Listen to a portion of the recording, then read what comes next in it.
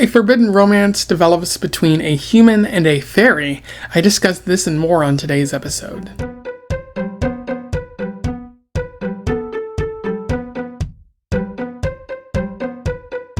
Welcome back to Around the Weird, a booktube channel where I talk about all the unusual and out of the ordinary literature that I've found in my travels. Today it is Short Story Tuesday, so I wanted to talk about an interesting short story that definitely meets the weird or out of the ordinary kind of mindset that I'm going for with this channel. And today's short story is all about fairies and love and things like that.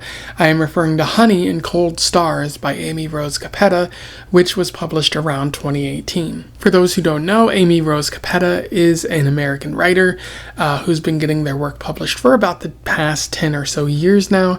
They've written a number of series type books, just standalone novels, and even some children's books if their like catalog is to be believed. I couldn't find like specific information about them, and yeah, they seem to be largely writing about fantasy kind of worlds, but also LGBT type characters as well, which you might see here a little bit. And that probably has a lot to do with the fact that Amy Rose Capetta is gay, lesbian. I'm not really sure the proper term. They go by all pronouns according to their bio, so I'm not 100% sure. I just know that they're probably following on the queer side of things. So I'm talking about LGBT writers during this period of Pride, and it's easy to find LGBT poets. It's harder to find writers who are LGBT and writing short stories. I actually have to go out and specifically find that. You can just find any LGBT type poet, just pulling one out of a hat at random sometimes. But it does take a little bit more work, and I think that's kind of important to do, especially during this Pride Month, if you're specifically searching out these writers. I wish it was easier to find people like Amy Rose outside of June, but I guess I have to do the same type of search. But I kind of want to find these type of writers naturally, which isn't always easy. But I'm really happy to be talking about this writer now. And so without further ado, let's talk about Honey and Cold Stars. I will do a summary, a little bit of analysis, and we will move on from there. So Honey and Cold Stars focuses on Aayla and Megi, mostly on Aayla. Aayla is a human in a changed world that was brought about by fairies re-entering the realm and launching a war against human beings. And she, at the beginning of the story, we find out that she's in a relationship with a fairy called Megi, who seems to be really attracted to Aayla and very mysterious as well. And again, this is a world that's been changed by fairies. The fairies were unhappy with what the humans were doing with the climate, and so they launched a war, which the humans were sort of winning, but then the fairies turned a majority of the population into trees. As a means of teaching humans about compassion for nature, and now humans don't really cut down trees anymore. So I guess the fairies were successful, and the world is kind of better, maybe. It seems like our world and reality might benefit from that.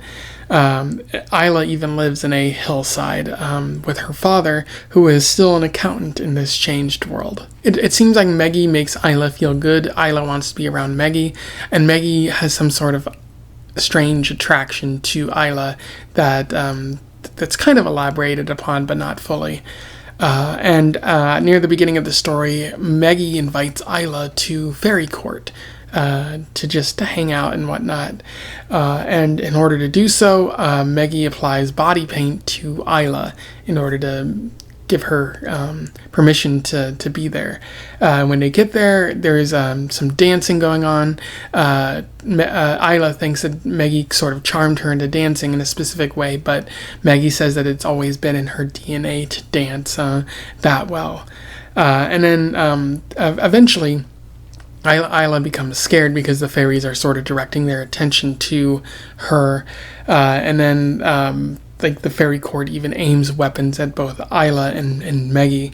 And at one point, Megi even says that the fairies aren't really allowed to fall in love with humans, that their love has always been short in nature, because both can change the other, and fairies don't want to turn back into humans or anything like that. And while the the Faerie Court is aiming their weapons at both of them.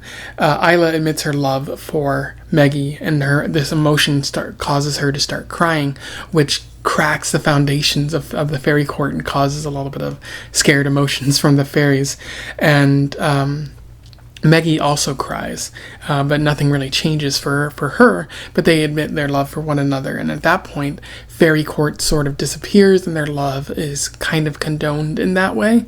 As the story comes to a close, they go and make love. Specifically, they say devour each other, but they're off having sex, celebrating their passionate love. In terms of analysis, there is a fair bit to talk about with this story. One thing I'll note first is I do love this sort of surreal, magical realism style writing, which you would probably get with any story that has, fairies in it, with the court being sort of like a dream-like place. They go to find the doors, and the doors have sort of slipped into the walls, and there are no doors, so they can't really leave anymore. And just the way Megi moves is like, it doesn't feel real, but it is real. It's just sort of magical and all sorts of things like that. So I do like how Capetta is sort of utilizing magical realism here. But another thing that she writes about is forbidden love. Aayla and Megi aren't supposed to be together for a number of reasons. There was the Fairy War, the third Fairy War specifically. So humans and fairies don't really mesh well together because the humans are afraid of what the fairies might do to them, possibly turning them into trees, and the fairies might have some lingering anger about what the humans have done to the world. So that's already one sort of thing. There's Megi's hesitations as well about whether they can actually be together, if there's something kind of holding them apart. Allow me to read you an interesting quote from this. "I could see what she was doing now, what she was desperate for. Megi wanted me to remind her that we were enemies, but I didn't want to, and the not wanting was so deep and heavy that I became immovable." And that's really a fascinating quote, because it's sort of like Megi has her hesitations, and so she keeps asking Aayla about the Fairy War in hopes that maybe Aayla will remember that they're maybe not supposed to be together. But there's a love that exists between the two that prevents that sort of desire to be apart from ever becoming realized, even if it would protect them against this Faerie Court that seems unhappy there.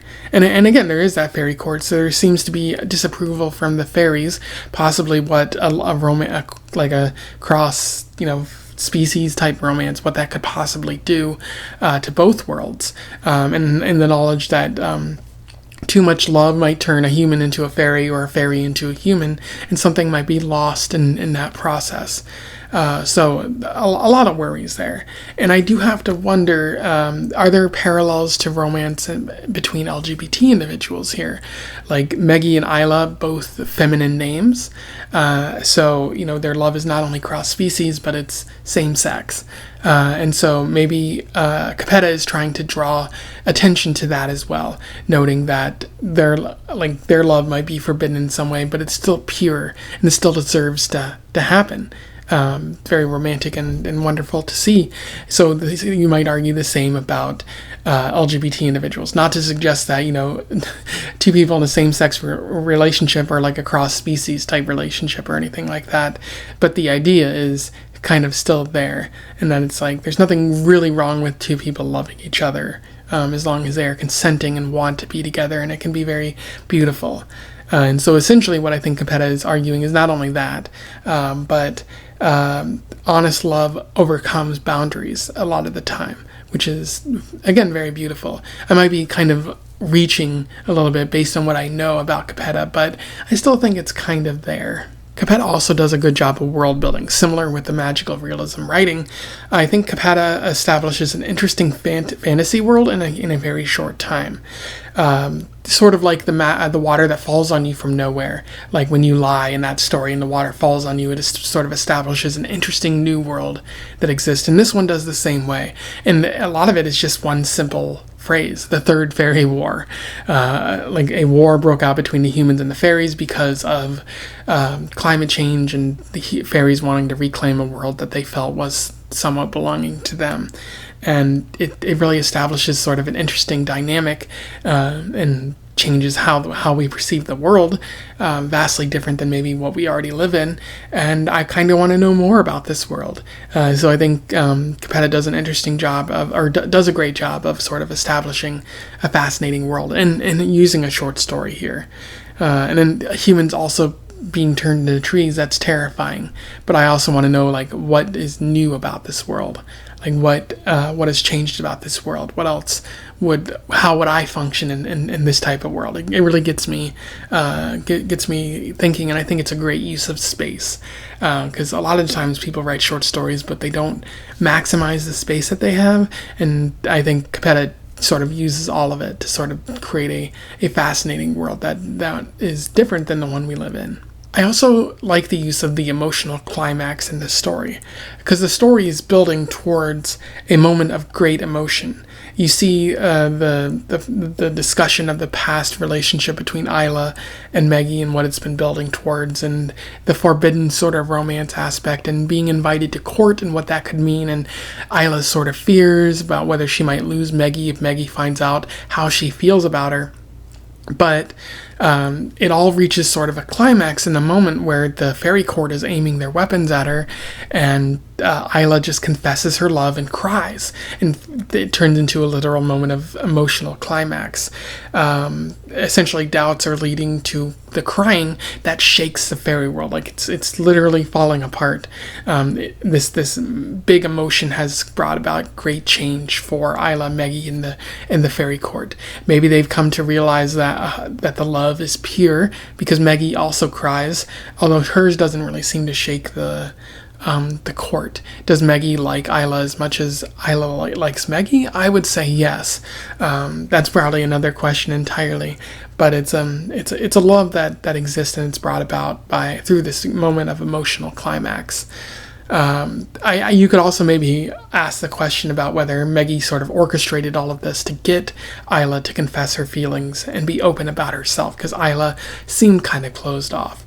So it's a bit interesting. I don't think Capetta is kind of going that far, but you can sort of ask those questions, and I think if you ask those questions, the story gives you a lot to think about, and I think that's a sign that it's a particularly well-written story. Anyway, those are my thoughts on Honey and Cold Stars by Amy Rose Capetta. A very good short story, one of the best that I've read this year, and possibly one of the best that I've read for this channel. It's a lot of fun. It sort of gets me intrigued about more of Amy's writing, and I will probably seek out more of her work in the future. I've bookmarked it on my computer so that hopefully I can find more of it. So looking forward to that. If you have any thoughts on what I've said here, or you simply want to comment if you've read this story before, let me know in the comments below. I would love to hear from you and have a discussion about this. Otherwise, don't forget to like, share, and subscribe so that more people can find out about this short story or this writer. I'll also put a link to it in the description, so let me know what your thoughts are there if you want to read it. And again, I wish you the best of luck in your weird and fairy realm travels. Farewell.